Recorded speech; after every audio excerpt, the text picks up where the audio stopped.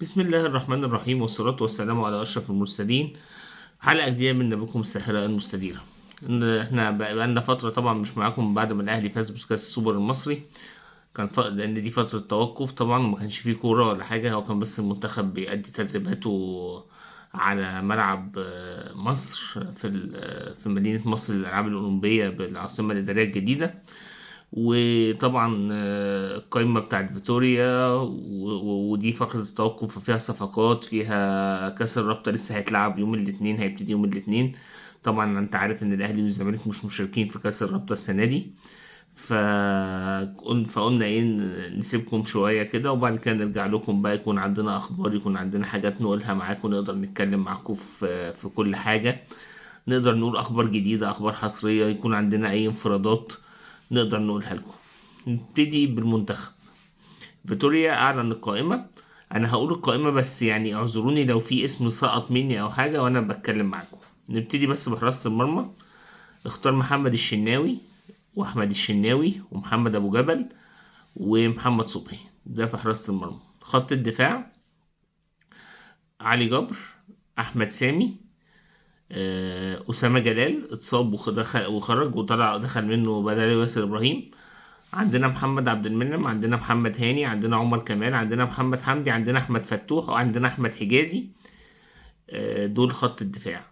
نخش على خط الوسط. عندنا محمد صلاح، محمد النني، آسف، محمد النني. وكان عندنا حمدي فتحي، وعندنا محمود حمادة، وعندنا أحمد نبيل كوكا طلع ودخل مكانه مهند لاشين. عندنا زيزو، عندنا محمد صلاح، عندنا عمر مرموش، عندنا تريزيجيه، عندنا مصطفى محمد، آه، عندنا احمد فتوح زي ما قلنا. يعني قايمة كتير ولعيبة، واحمد حسن كوكا طبعا محترف في تركيا. عندنا اللعيبة دي لو مهند لاشين دخل قلنا بدل احمد نبيل كوكا. فعندنا لعيبة كتير اختيرت في المنتخب، وكان في لغط كتير على لعيبة. مصطفى فتحي طبعا موجود، وعندنا لغط كتير على لعيبة ما اتاخدتش. مروان عطية ده موجود، آه، إمام عاشور موجود. فعندنا لعيبة كتير دخلت ولاعيبة كتير ما دخلتش، وديت عملت لغط شوية. كهربا موجود برضو، وعملت لغط شوية وبعض الاختلافات في آراء المحللين والنقاد. ولكن أنا زي ما بقول لكم دلوقتي، فيتوريا هو اللي اختار، وفيتوريا هو اللي هيتحاسب. يعني بعد ما نرجع من كأس الأمم هيبقى لنا كلام كتير، يعني نشوف احنا وصلنا لفين، هل احنا ربنا يكرمنا إن شاء الله وناخد البطولة. وقتها طبعا لو خدنا البطولة محدش هيقدر يفتح بقه، محدش هيقدر يقول فيتوريا خد كذا وما خد. مش شغلتك خلاص، هو الراجل عمل المطلوب منه، عمل التارجت اللي احنا كنا عايزينه، فمحدش هيقدر يقول له لا انت والله ده انت اخترت كذا وما اخترتش كذا. يعني حسين الشحات في كلام كتير وانما ما اخترتوش عشان مصاب. لا طب ما انت واخد احمد الشناوي، واحمد الشناوي كان مصاب، فانت يعني مثلا عمر كمان كانوا بيقولوا مصاب، طيب ما انت خدته. فانت خدتهم ودوت خدتهم، ما سألتش اصلا عنده ايه. فلا يعني اكيد انت زي ما قلنا احنا معاك وفي ظهرك ومع المنتخب لغاية ما تروح وترجع. والله رجعت بالبطولة هنرفع لك القبعة وهنستقبلك في المطار ومحدش هيقدر يفتح بقه. ما خدتش البطولة، اعتقد في بيبقى زي ما تقول تارجت معين، يعني مثلا تروح لي مثلا وترجع لي في الاربعه الاوائل لحد ما ممكن يكون مقبول، اذا ما كناش البطوله طبعا، بس ربنا وفقنا يعني. آه، انما غير كده هيبقى في كلام كتير، في كلام كتير ممكن نتكلم وممكن نحاسب وممكن نعمل كل حاجه بقى ونشوف هنعمل ايه. ده اللي احنا كنا عايزين نتكلم فيه عن موضوع المنتخب. نخش بقى طبعا على موضوع النادي الاهلي. الأهلي أبرم صفقتين اعتبروهم حسموا يعني بنسبة تتخطى 95%. عندنا عمر كمال عبد الواحد، مفروض الصفقة كانت بتقتضي إن صلاح محسن على سنة ونص، وأحمد خالد كباكا ومحمد عبد الله دول من فريق تحت، مش من أندية في النادي يعني في الشباب، دول برضو على سنة ونص. دي صفقة عمر كمال عبد الواحد. أهو في صفقة تانية، لاعب فلسطيني وسام أبو علي بيلعب في نادي سيريس السويدي، سيريس السويدي. ده الصفقة باكج كده على بعضها 2 مليون دولار بما فيها الامتيازات، 2 مليون يورو بما فيها الامتيازات. ان شاء الله اللاعب هيوصل خلال بكره او بعده باذن الله، يكون في القاهره يجري الفحص الطبي عشان يبتدي تفعيل العقود، والاهلي يبعت مقدم التعاقد لنادي سيريس. اللي هو الموضوع كان خد وقت شويه، ولكن انا شايف ده نجاح للنادي الاهلي. لاعب فلسطيني هيتعيد كلاعب محلي، يعني كلاعب مصري، فمش هياخد مكان في الاجانب. مستواه كويس، لاعب هيدر كويس، بيعرف يتحكم في الكورة. هداف فرقته، جايب 10 تجوان في 16 ماتش وعمل واحد اسيست.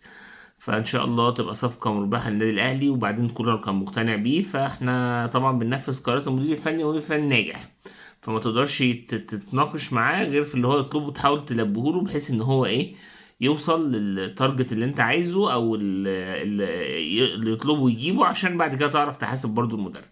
فاحنا دلوقتي بننفذ الصفقات بتاعت يناير. اعتقد ان الاهلي مش هيزيد عن 3 4 صفقات بالكتير في يناير، مش هيزود عن كده.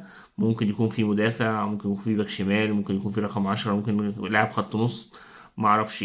عندنا طبعا هنشوف صلاح محسن هيعمل ايه، وقراره النهائي هيبقى ايه، هل هيروح لفيوتشر ولا هل. بس هي الصفقة مش هتوقف، سواء صلاح محسن راح ما راحش، الصفقة مش هتوقف. برضو موقف احمد عبد القادر، احمد عبد القادر عايز يطلع بره، مش عايز يعرف جوه مصر. هنشوف لغايه شهر اخر يناير ماذا ستصفر عنه الانتقالات في الاهلي او غير كده. برضو في النهارده سمعنا ان في اهتمام من نادي الزمالك بابو بكر تراوري، اللي هو لاعب الاتحاد المنستيري، مهاجم الاتحاد المنستيري. هنشوف برضه هيوصلوا لايه، بس الزمالك عنده مشكله فك القيد لسه ما خلصتش. حتى النهارده كده، لغايه النهارده ما كانش فيه حاجه، في محاولات، في كلام ان القيد هيتفك، في كلام ان هم قالوا هيستنوا لغايه ما القضيه بتاعت حسام مندوب يوم 13 يناير تخلص ويشوفوا هيعملوا ايه. هنشوف بقى ايه اللي هيحصل خلال، يعني حتى لو استنى 13 يناير احنا بنتكلم في اسبوع بالكتير، وهنعرف مصير كل حاجة ايه. عندنا برضو يوم عندنا الزمالك رايح دبي عشان عامل معسكر خارجي هناك. برضو كان في كلام من يومين كده على مدرب أجنبي هيجي يقود الزمالك، مدرب هولندي. هنشوف برضو هل الزمالك هيعمل ايه، هل كل دوت بس مستنيين لغاية ما يخلصوا قضية حسام المندوب. هنشوف ايه اللي هيحصل. برضو الزمالك جايله عرضين للعيبة، ناصر منسي ومحمد عبد الغني، تقريبا هيروحوا البنك الأهلي مقابل 21 مليون جنيه. هنشوف ايه اللي هيحصل في الانتقالات والصفقات، وهنبقى معاكم أول بأول. خلاص من بكرة إن شاء الله هتلاقينا معاكم كل يوم. أي جديد، أي حاجة هتحصل هنكلمكم عنها، وهنحكي معاكم صفقات، أي حاجة أي حاجة هتتضح في الزمالك، في الأهلي، في كل اللي انتوا عايزين تعرفوه. إن شاء الله هنوعدكم بيه. أنا كل اللي طالبه منكم إن انتوا تعملوا لايك وتشتركوا في القناة، وإن شاء الله من بكرة نبقى مع بعض، واللي عايز عنده أي تعليق يضيفه يقول لنا عليه وإحنا نعمله. شكرا لكم، والسلام عليكم ورحمة الله وبركاته.